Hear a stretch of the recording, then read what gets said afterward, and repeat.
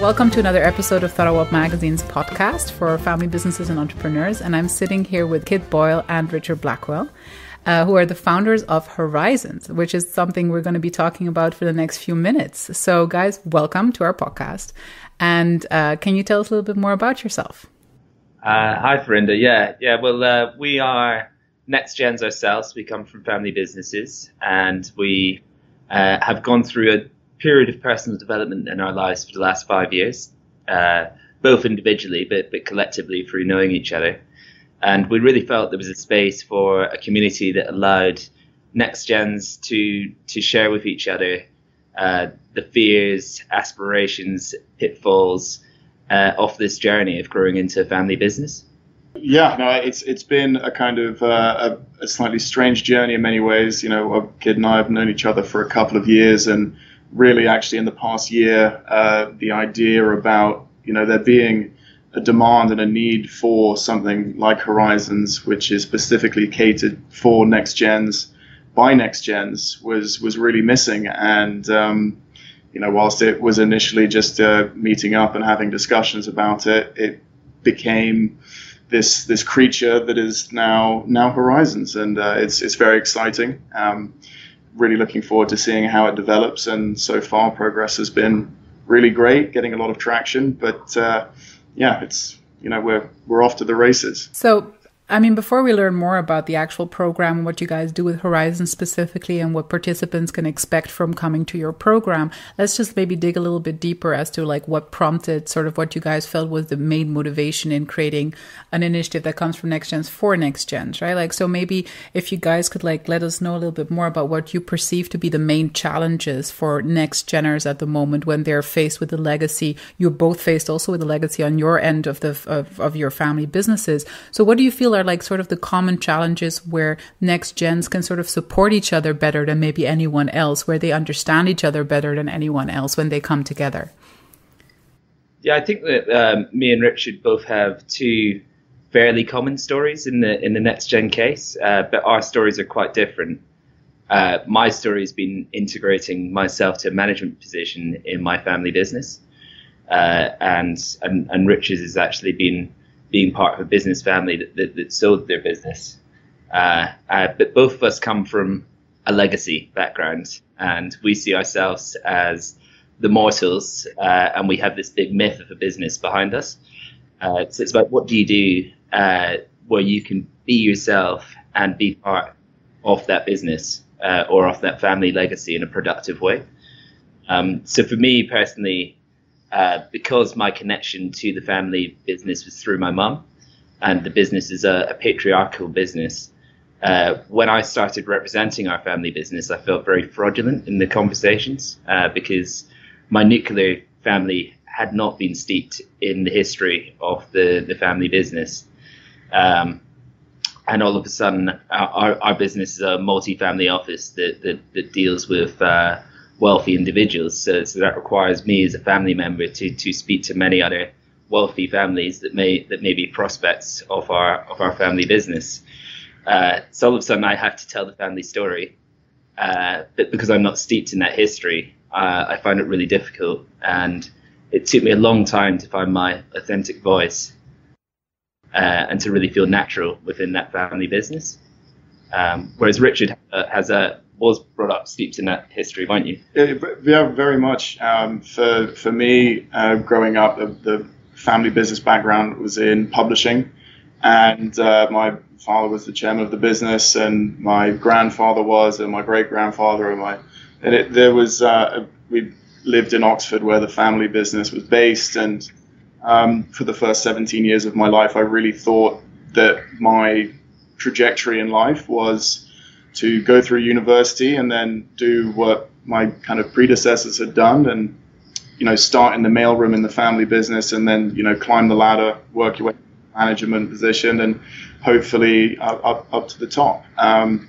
But my father sold the business in 2007, which was really the absolute right thing to do. But I suddenly found myself at a point in my life where I went from being, you know, hopefully a publisher to having the world of opportunity in anything really that I would have liked to have done open to me, but it's taken 10 years. Well, really, especially with the last couple of years having real direction, but there was a good 5 years there where I really struggled to find a direction, and I feel this immense amount of responsibility with the family wealth and the legacy aspect of that. So that certainly played on me. So it's taken a lot of time to really ground myself and actually be working towards a real goal, and Horizons is a part of that, and it's the experiences which I think both Kydd and I have had, which really informs a lot of the content and what we want to achieve and help next gens with, is from our personal experiences. So let's talk about this awesome initiative that you guys have built over such a short amount of time, and that's about to launch into its very successful sort of first round this year in terms of the program. So tell us more about how it's structured, and who's part of it, and how people can become part of this community, which I think is so relevant for so many young people around the world at this stage. So tell us more about the actual activities within Horizons. Yeah, well, I think that me and Richard really felt that from our network, we were constantly put in touch with best-in-class service providers. What we could do within that world was represent the issues of next gens. We both didn't have a problem sharing our vulnerabilities in terms of the journey that we'd gone on. And we both learned a lot through peer-to-peer sharing. But we felt that some level of coaching and academic development was key. So that's why we developed a community of people where we want to create intimacy first and foremost between the attendees. We want to create small groups of people that become friends for the rest of their lives and help each other along their family business journey. But secondary, we felt that what was wrong with the next gen education space was that educational material was being spoon-fed for the next generation. And actually what we could do is we could represent the issues very well of next gens and connect that to best-in-class solution providers. Yeah, I think we looked at the kind of the lay of the landscape. There's a lot of different week-long courses provided by lots of different banks, lawyers of for next gens. A lot of it's a focus on succession planning and how to manage a portfolio when it's inherited and things like that. But it really didn't strike a tone with necessarily really what were the concerns of next gens and how they would fit within a family business role, or whether actually they're looking for breaking out and looking for greater independence and looking into a new venture, and then down the line taking something they've learned from their experiences outside of the family and then taking that back to the family business. But a lot of next gens, they have these questions and ideas, but they don't know how to empower themselves to actually go on and achieve these things. So with having this community of a close-knit group where you can share ideas and find people from similar situations who've tackled these hurdles is really important. And then with our kind of educational side of things, we're really looking to empower next gens to define what they want to achieve and then give them the toolkit to achieve them. So when you say the educational side of things, I believe you have your programs coming up now, starting early summer and going through throughout until the next year. So tell us more about those times where you actually go full on into an educational mode. So where actually participants are being taught beyond like your usual community gatherings where you give each other the moral sort of support. So tell us more about those programs and what they look like and where they take place. Yeah, well, I think this is the part where we get really excited because we can actually tailor an experience to an individual, and collective experiences are very useful and we need them, but the tailored experience is really what's missing from this whole. So the key to that is that we get groups together, these intimate groups together for a week start, and they learn fundamentals of business. We have academics from Harvard, Cambridge, and Holt International Business School that will be delivering that content. But But more importantly than that, in my opinion, these people will meet an executive coach in that week. And the executive coach will, based on various psychometrics tests and just interviews with the attendees, they will actually create assignments, real life assignments for these individuals. So for the next 6 months, they'll go through an accelerator. And it's interesting because we don't often in business life get crystallized win and loss moments. And what we do by creating these targets throughout this 6 months is we get people to succeed or fail. It doesn't really matter if they do succeed or fail, but they'll learn a lot if they have these crystallized moments. And that's what they'll do over the next 6 months, taking what they learned from the course and working with these executive coaches. And then 6 months later, they all get back together, and we've done it in Chamonix in the Alps because we feel that having a fun time together is important as well. Yeah, skiing is always good for the spirit, I think. But when they come back together in Chamonix, they'll be presenting to each other what they've achieved, where they've succeeded, where they've failed, and we know from other courses that have been run that when this type of model is used, people often see a positive reflection of themselves in each other. It's something where it's a journey. So starting this year, we're kicking off on the 18th of June at Ashridge with our first course, and you have that quite intensive week. You're going to spend a lot of time with people, and you're going to get that bonding and that network, and then you're also going to have the opportunity to really draw a line in the sand of what you want to achieve over the next 6 months. And with this group of people who you've connected with, you need to present to them, this is what I want to achieve in the next 6 months. And everyone's going to be completely different. Someone may want to gain the management position in their company. Someone may want to achieve their first individual investment. Someone may want to say, I want to break out on my own, or get a place at Harvard to do an MBA.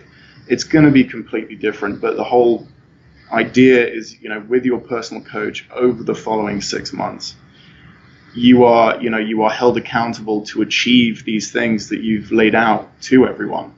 And that's a real journey, and we'll have that peer-to-peer network along with the coaching, so everyone's there to support, guide each other.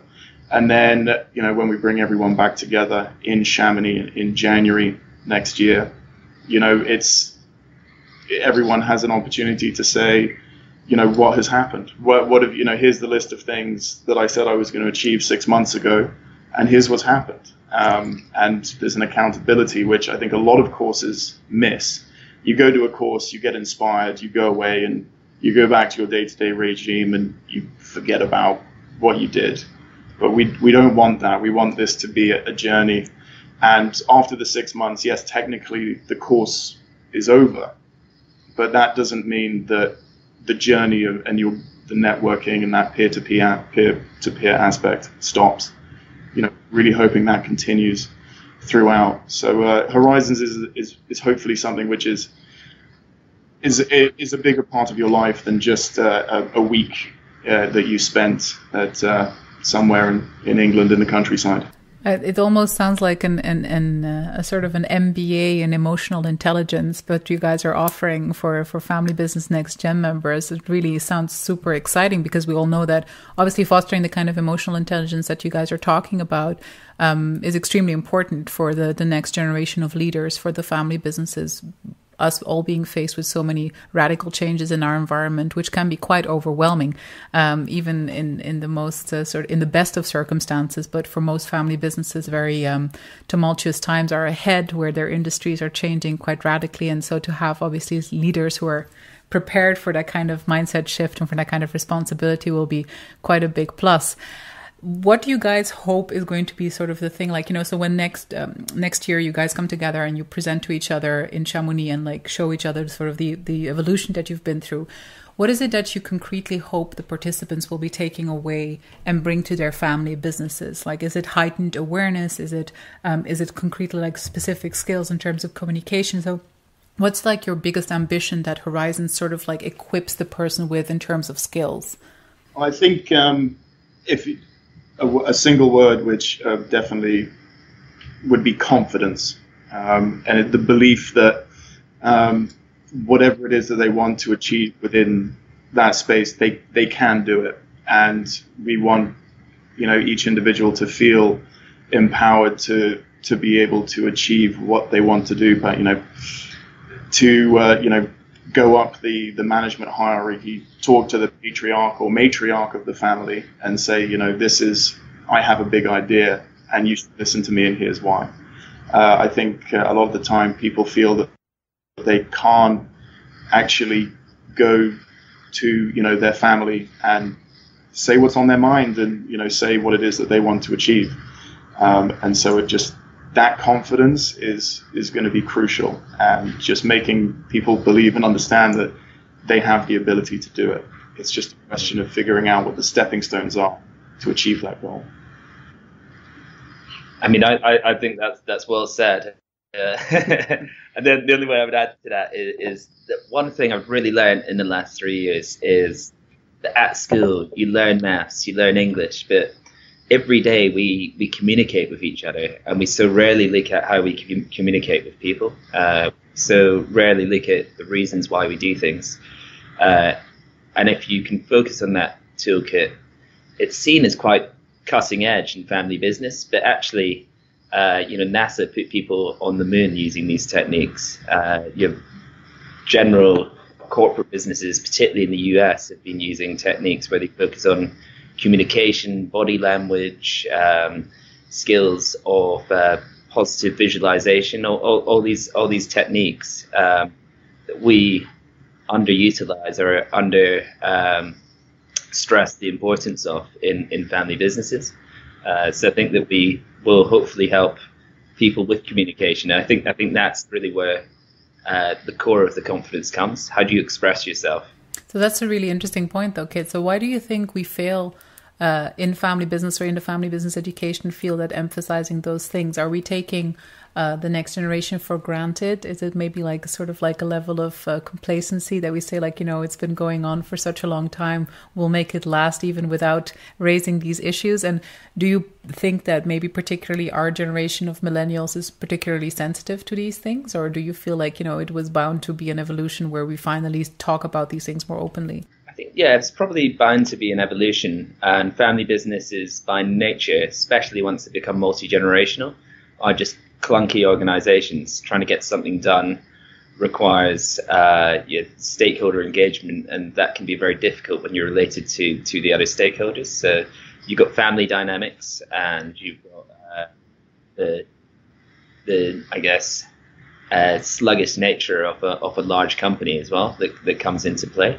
So I think these two things make us by nature slow to react to these things. In a way, it's also what makes us succeed as well. That slower nature is positive in a business sense. It means that there's more stability to the business. It means that decisions are better reasoned.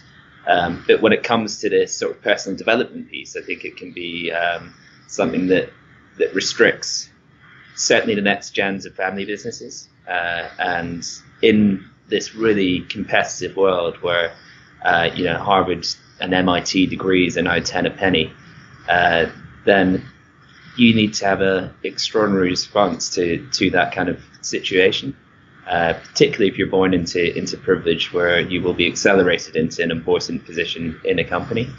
And I think being able to know who you are, communicate the wishes of yourself and your family is really important in that. I think there's also been a real shift in the last couple of decades in the way in which business in general, not just family businesses, but also throughout the world, the way in which people did business in the 80s and 90s is very different. The ethos and the ideas that people now expect from a business has really changed. I think millennials are very hot on that topic, especially in the wake of the 2008 financial crisis, the millennial generation feel much more acutely aware of the negative impact that the financial system can have. So they really do demand more from the way in which assets are allocated and the way investments are run, or the way in which their businesses are doing business. And I think with that, it's something which perhaps the older generations, they don't think about. They're doing business in the way in which their previous generations have been doing business, and even before that. But there has been a kind of a shift, and that means it can be very difficult for millennials to bring this thinking to the table, because it's seen as alien, and words like impact investing are seen as philanthropy, when it's a kind of misunderstood aspect. So there's education needed actually throughout. But the millennials, we're finding that they're the ones who are really passionate in this space. So if that's where the education has to begin, then hopefully that's where we can help. So great. So you guys, I think you've made all the listeners want to join Horizons, and as an organization, as a group, and I'd call it almost a movement maybe in the family business field. So how can young people who feel like you guys have struck a chord right now, how can they get in touch with you? How can they join your community, and what do they have to do? They have to tick any boxes, or will you take anyone who's willing to adhere to your thinking? Tell us. I think people can get in touch if they go to our website, which is www.horizons.org. Then we have a info@horizons.org email address, and people can just reach out to us there. We check it every day, and what we're really looking for is just purposeful young people, people that have a legacy, that want to play their own part in that legacy and do something that positively impacts themselves, society, and the world. It sounds like a big grandiose statement to make, but you actually can if you're from a business family. Wonderful. Well, guys, thank you very much, and all the best of luck with Horizons. We'll keep tabs on you and hopefully speak to you again very soon about all topics related to next gens in family business. Thank you very much. Well, Tharawat's been a big inspiration to us as well, so it's been good to finally have a podcast with you. Well, thank you very much, guys. We didn't pay him to say that, so don't worry, guys. This is all unendorsed. Thank you. Thanks a lot. Thank you.